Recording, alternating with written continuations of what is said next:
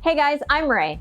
Today we're gonna get a little bit into the Christmas spirit and we are going to make a jingle bell. So I have these lovely blanks. I cut these guys out, but you can buy these from anywhere that sells blanks. This is the first time that I've tried this, so we might have a few hiccups to work out along the way, but overall I think it should be fun. We're gonna start by sinking this in this large hole.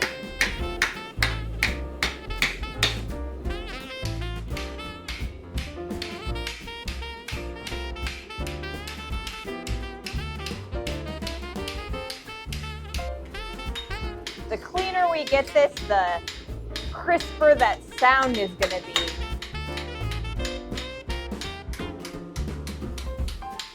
So for our next couple heats, we're gonna try and start working on each of these lovely petals.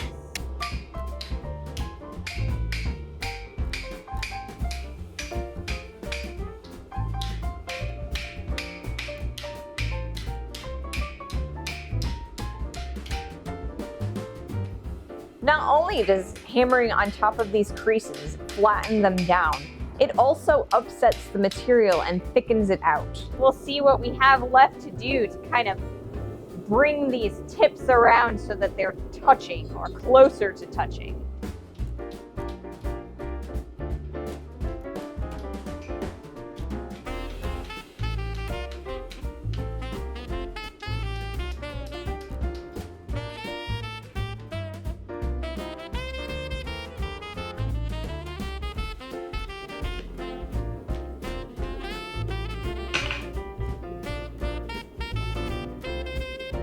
I gotta put the clacker in there, right? See if I can get it to go in there. There it goes.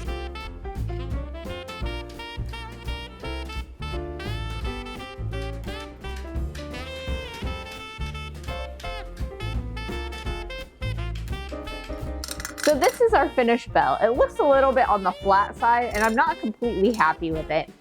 I did get a little bit of advice from one of my viewers, Lexi, who suggested that I start with the petals before the center. I figured we'd try it again.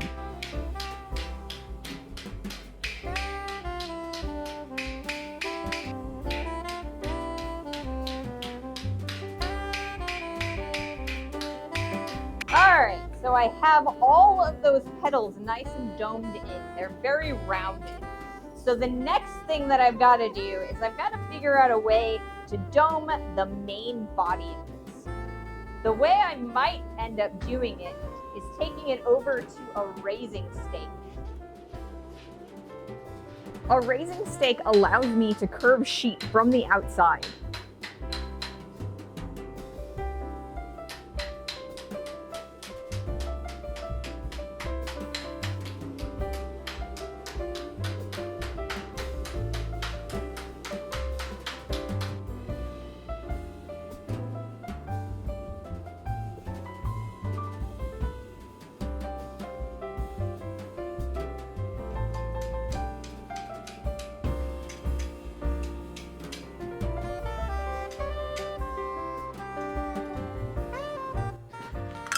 So this is my second bell. It's a little bit more shapely, and I think I did a little bit better job with this guy, but it's not perfect. I started with such a thin sheet that it goes flopping around as I'm trying to form it. So if I go with a little bit thicker of material, I think it'll work a lot better.